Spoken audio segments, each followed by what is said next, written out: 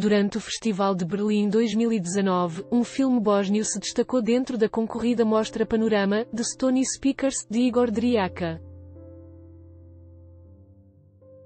O cineasta e professor de cinema investiga um tema interessante e difícil de abordar em imagens, a reinvenção de cidades pacatas que se convertem em rotas turísticas por motivos religiosos ou culturais. O filme analisa locais bósnios que se transformaram após serem mencionados num livro de sucesso, ou quando passaram a sediar encontros religiosos.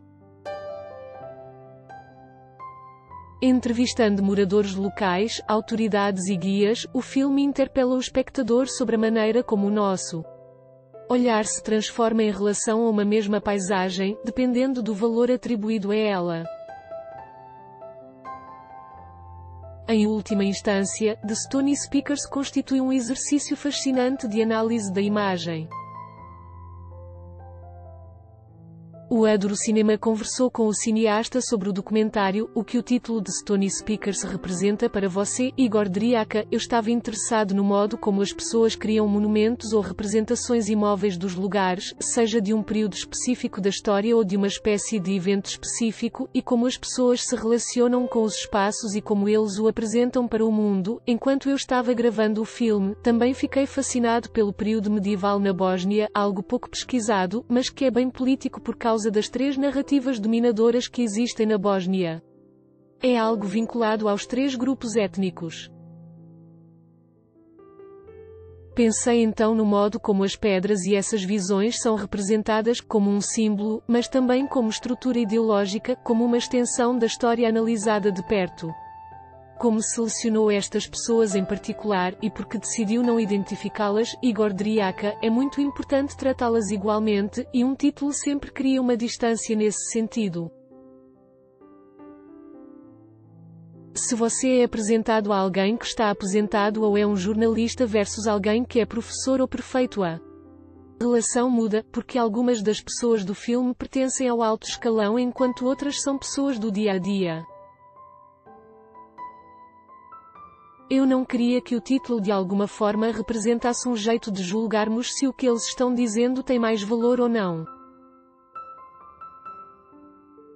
Eu sou um cara meio cético, não estou acostumado com documentários baseados em informações didáticas.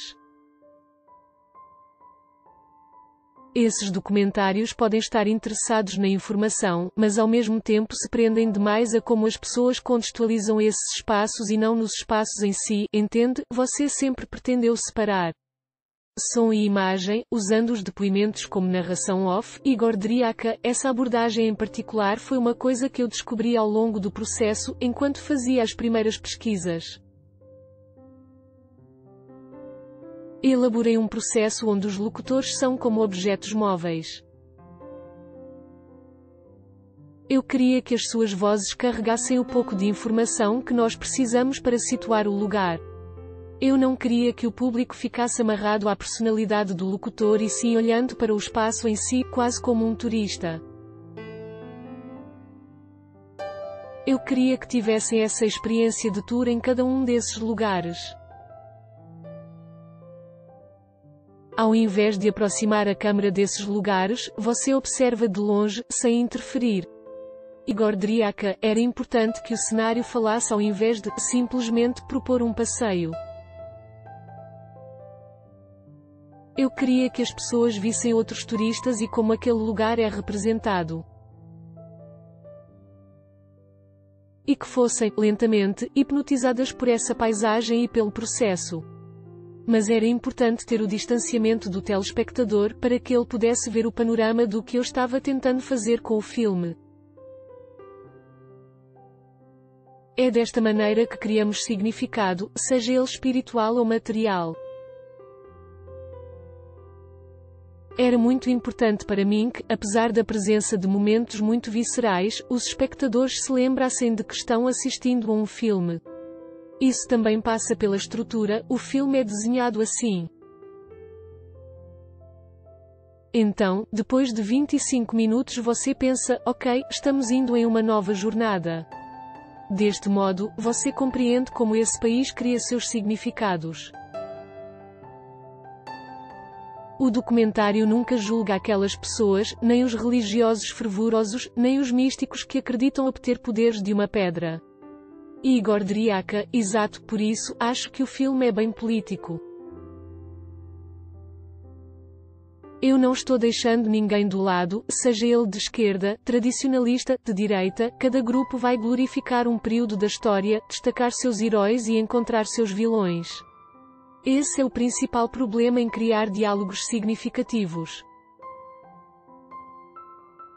Por isso, eu não estou interessado em apontar dedos.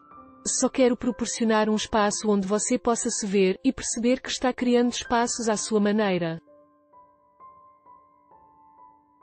Você está criando significado, elaborando enquadramentos morais, não é sobre certo e errado, é mais fundamental que isso.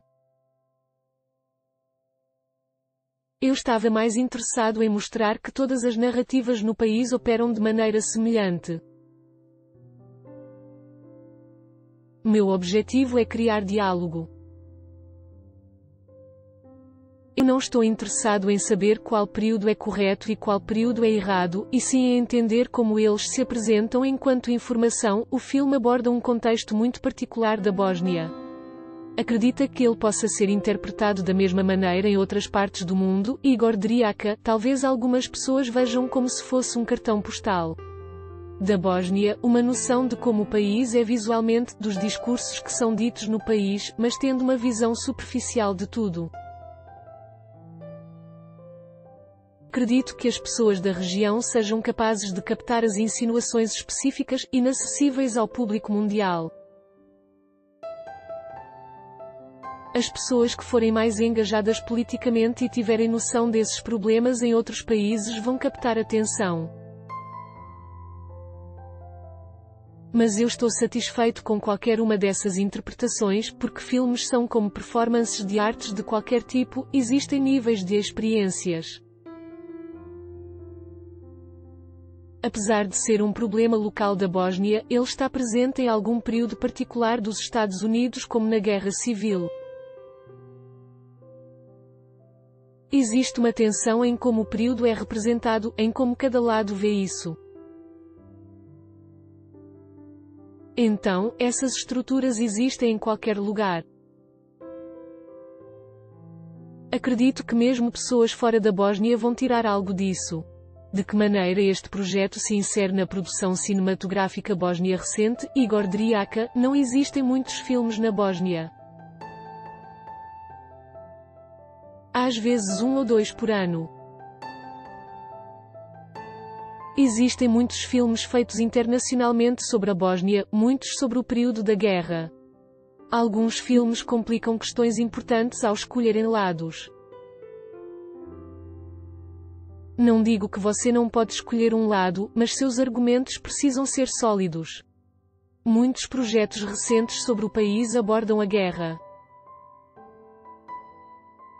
Alguns filmes lidam com a questão da corrupção, enquanto outros resgatam a ideia de que tudo era melhor antes. Meus filmes anteriores lidam com a guerra também e chegam a uma conclusão, e você pode avançar a partir disso se valorizar diferentes diálogos.